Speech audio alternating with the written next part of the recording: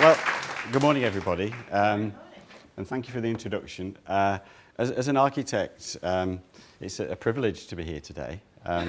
I've been practicing architecture for about 30 years, and it was only 7 or 8 years ago that my interest in Feng Shui, as a personal interest, not necessarily to do with my nuclear profession, came about. But nonetheless, once I'd been made aware of Feng Shui, and coincidentally, somebody bought me a red letter day.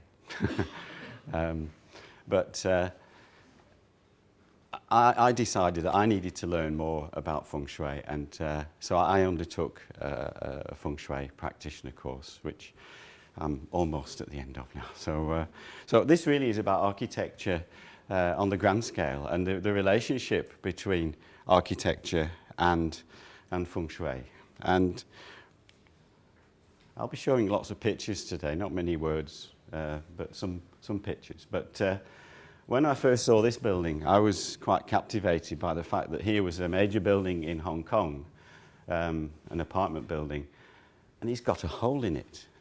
And architecturally, that really goes against everything as an architect you'd want to have, a big hole through the middle of a building. So I thought there must be a good reason why. When I investigated this, then this was the work of the Feng Shui geomancer. Every building in Hong Kong, every major building obviously, has to pass by the local Feng Shui people. And in this case, the architects for this building were asked to place this hole in the building so that the dragon energy could come down from the mountain and not deprive anybody on the foreshores of any good chi energy. So that was the reason for that. Now, I started looking at some definitions of Feng Shui, and forgive me for the words, but this is from an architectural dictionary. And it says, or it told me that Feng Shui is a discipline with guidelines, and that there are many are compatible with architectural planning. So I thought, there's some connections here. However, many believe there are inexplicable scientific factors involved, and so consider it a metaphysical art. So it's beginning to get a bit spooky now. Proponents claim that Feng Shui has an effect on health, wealth, and personal relationships. Now, in some ways, that was quite enlightened, but I then got to a slightly better definition, if you'll forgive me, from the Feng Shui Society, and this is an extract from it. But basically, it's the study of how humans interact with their environment. Simon's already said it once this morning, and in practice, it focuses on the way a building can influence the behaviour, emotions, health, and thoughts of people spending time there. So really, Feng Shui and architecture aren't separate. They are one thing. They are inextricably linked. And I hope today I can show you some examples which might help engage you in looking at your environment in that way. So architectural design, just picking it apart a little bit, it deals with the functional, the physical, the technical aspects of buildings. It's about, primarily, how does a building look and how does it work? So an architect working on a building design would take a brief from a client, he would look at the function of the building, he would decide with various specialists on the structural form and how the building is going to be serviced, how the people will be accommodated. It's very physical and technical in terms of what the architect does. And when we look at what Feng Shui is about, this is about the energetic, spiritual, and psychological aspects of buildings. So the interaction here is more about how a building feels and what is the influence of that building. So when you put the two together, I believe you get something very powerful. So if we just go back, and I need very simple explanations to get my head around some of these concepts in Feng Shui, but this represents a landscape, okay? And he's a man. So this is where it all began.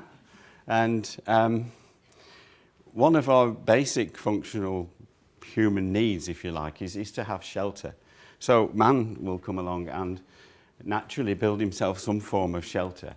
And I take no credit for this architectural form. It's a simple shelter.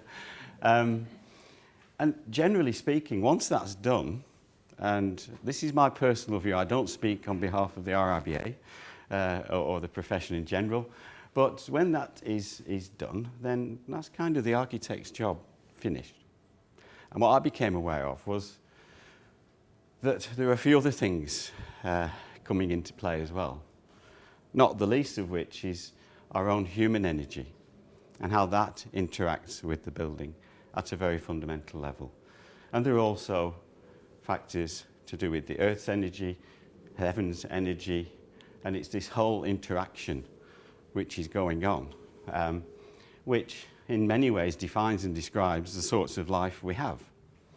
And that is Feng Shui. So it opens up a whole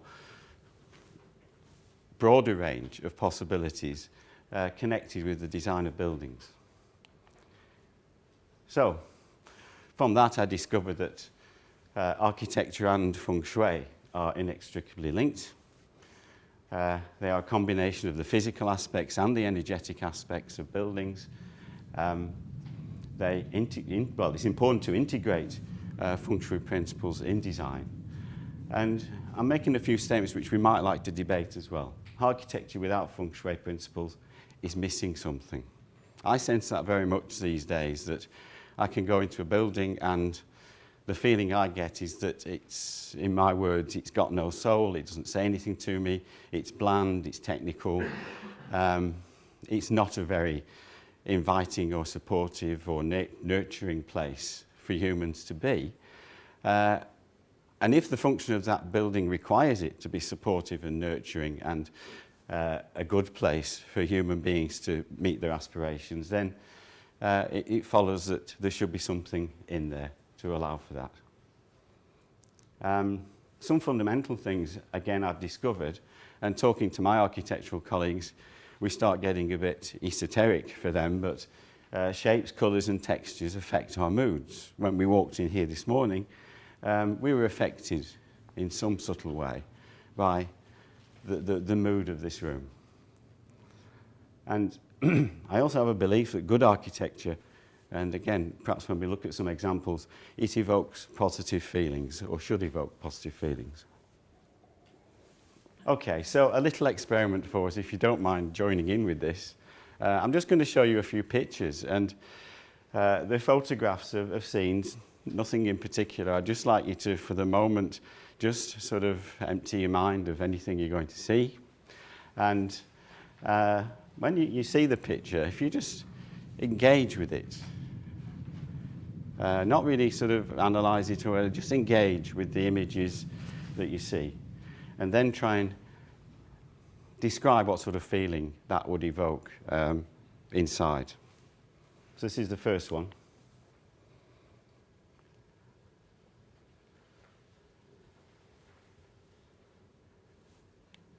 Okay, any offers? How was that? Homely?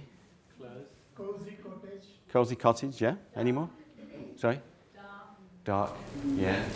Feminine. Yeah. Feminine.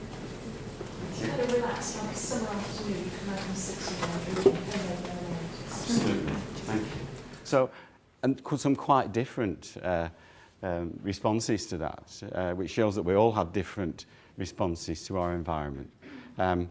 Some people find that quite claustrophobic. They don't like being in that sort of environment. So next one. Open space. Okay. Inspirational. Right. How about that one? Spiritual. Spiritual, yes. Okay. Just one more. Tranquil, yeah. Okay. Okay, thanks. And there will be something in the quality of all those pictures that can be described in Feng Shui terms. Something that, is intangible almost, but has an innate sense of a feeling within us. I asked a colleague at work, because you have to practice these things, and I asked my colleague what he thought of those pictures, and he said, yeah, fabulous. He said, I can identify with every one of those, really good feeling. He said, except the stained glass. He said, that did nothing for me. And I said, why is that? He said, well, I can imagine myself sat down with a pint at all the other places, but not the one with the stained. Okay, we all have our own personal drivers in that. Okay, now, on to the sublime, I think. This is a photograph of a building that was built in 1400 in our calendar. It's the Forbidden City in Beijing. And it's probably, I don't know this for sure, please advise, but it's probably one of the most major architectural developments that was built, you know, almost entirely on Feng Shui principles. There's a lot in there to account for Feng Shui influence. These figures and the dragons at the points of the eaves of the roof are there apparently as symbolic references to drive away the representative of water. It's to drive away fire from the building because these are all built of wood. Moving on a little further, this building is by Antonio Gaudi. It's Casa-Miller in Barcelona and built in 1935, so we've come forward a little bit. But here, I'm not saying there's a Feng Shui influence at all, but what was around at the time was a move towards organic architecture and bringing in shapes and forms and references from nature. And I don't really know about the success of the people who occupied this building, but it does make me wonder how it would be for people to work in a building like that. This quotation was from an architect who was around, again, about 1935, and this was his inspiration. He travelled widely in Japan. He was influenced by Japanese architecture and a system called Inrodo, which is the way of yin and yang. And he was Frank Lloyd Wright. Some of you may have heard of him. But he designed this building called Falling Water. Has anybody seen that? Yeah? Has anybody been there? No, I'd love to go. But he was very much influenced by nature's forms and incorporated them into the design. He designed it for a very wealthy department store owner, Edgar Kaufman, in 1935. And he wanted this as a country retreat, somewhere to go and chill out. I mean, who wouldn't? But the thing about this in Feng Shui terms, to me, is he's built it over a waterfall. And there's some powerful energy in that. This is, he actually brings you into the building on this top side. These are the garages and the guest bedrooms. So this is the way you would come into your house. The big red arrow is north, by the way.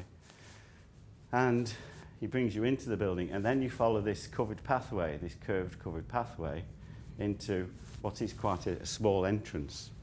So there is no grand entrance. The emphasis is on the waterfall, which is effectively at the back of the building. So it all seems very much back to front in energetic and Feng Shui terms. But what was created was seen to be a masterpiece of architecture. We do know that during construction of this, there were some difficulties between the builder and the client and the architect, and whether that's significant to do with the timing of the building, I'm not too sure. Some may like to discuss later. But the main living space was this huge balcony terrace overhanging the waterfall. And I would like to experience that. Some of the interior spaces, they're quite serene. But just the thought for me of having all that rushing water whizzing underneath is potentially quite destabilising. But these were Frank Lloyd Wright's thoughts, and it's considered one of the best modern buildings.